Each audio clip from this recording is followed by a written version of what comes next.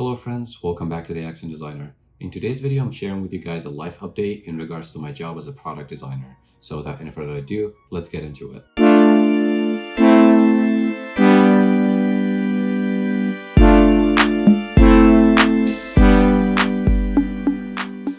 If you're a subscriber who watched some of my previous videos, you know that I used to work as a senior product designer in the news industry at the Globe and Mail in Canada. Over the last 2 years, that pretty much has been my full-time job. I work with a great team, great people, and actually managed to launch some really interesting products in the news industry. Then I got to the point working at the Globe and Mail where I felt that I can't really add any more value, not because of the team or the product or resources, but mostly because of the industry itself. It's the news industry, and when it comes to being creative and thinking about digitizing the content and all that, there is always like some sort of a cap that you can't really exceed. And that was one of the main motivations why I started canvassing the market. That being said, I gotta say that Shopify was not one of the companies that I had on my list or applied to regularly. The one time I applied for any kind of job at Shopify was actually 2 years ago, and that was right before I started my job at the Globe and Mail. So that was like very interesting. What happened was a couple months ago, almost 3 or 4 months ago, I received the first email from a recruiter at Shopify, and she mentioned that she came across my profile because I submitted to XYZ. And that kind of caught me off guard because it kept me thinking, when did I exactly apply for Shopify? The reason I asked myself this was because I wanted to check my records and review the job description again, just in case we got in touch or had a phone call, so I know what I'm talking about.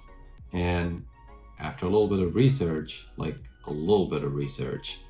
I found that I did indeed apply for a job at Shopify, but that was 2 years ago. And a lot has happened in this time. So my portfolio and my resume, like everything just got updated. It's almost like the time has stopped for them at Shopify 2 years ago. That's the most recent update they know about me. So it was a little bit awkward.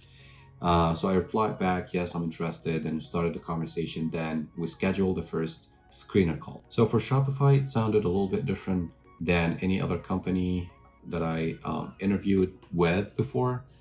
Because the screener call was not an actual phone call. It was a 45-minute video call, and it looked and felt like just an official interview. So I met with the recruiter. She kept asking me the regular questions, like, tell me about yourself, your background, your experience, what made you interested in Shopify.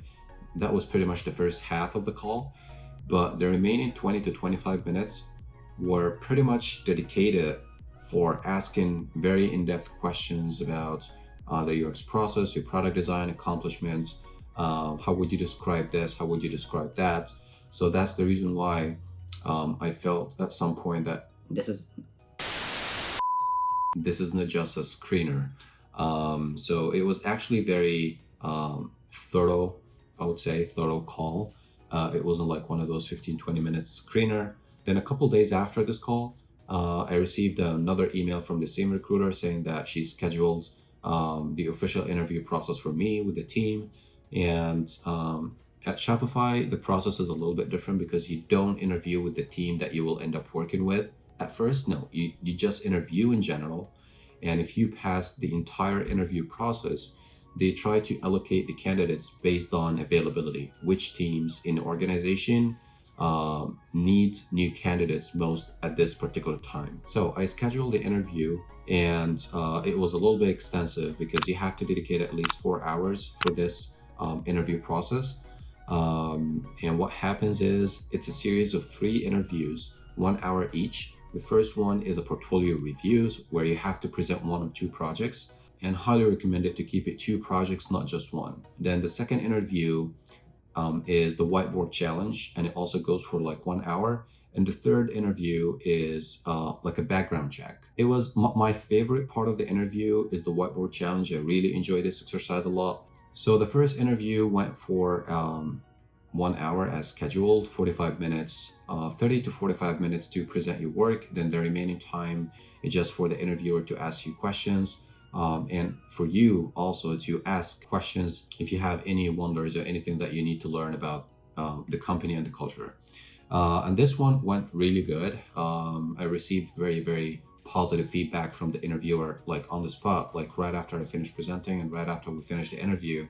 The feedback she gave me was really positive and really lifted me up. Then I had, as far as I remember, like 10 minutes, 5 minutes break. Wasn't even 10 minutes, just 5 minutes break.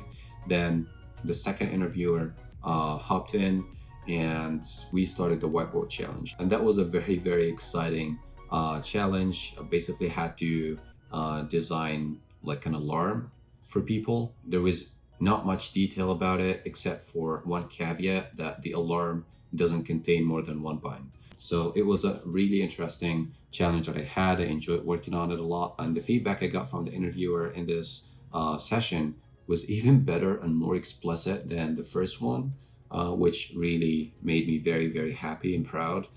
It went very well, and I was like really in good shape for the third interview. Third interview was a pretty much hybrid of the first two interviews.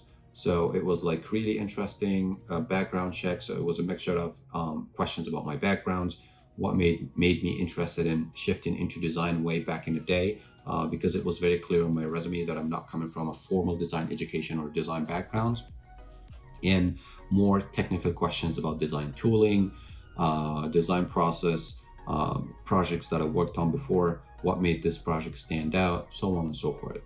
After we ended the calls, I received another call from the recruiter. She asked me just a couple questions, just for like 5 or 10 minutes. How did you feel about the interview process? How did it go? A couple days later, I guess it was about like 2 days, if I remember correctly, she came back to me with an acceptance and actually an offer, which was like really exciting. The one thing that was missing, which team I'm going to be working with. So I received the offer. I had another offer from another company based in Toronto. So I took some time just to compare and decide which one works best for me. I tried to take advantage of the fact that we have time because they haven't allocated or placed me with any team yet. So I tried to take as much advantage as possible from this. But eventually she came back with another email. They assigned me for a team, and this is the team I'm working with right now. And this team is media and storefronts, basically in charge of all the media files and assets the merchants upload to their stores in order to communicate their products and distribute the products. And that was pretty much the process from start to finish, getting a job at Shopify. So far, my experience has been very, very positive. The interview process was very seamless, and they were very pragmatic about it. So I'm really thankful and very excited to actually embed myself in the culture and start working and hopefully add value. Thank you very much for tuning in today, and see you next time.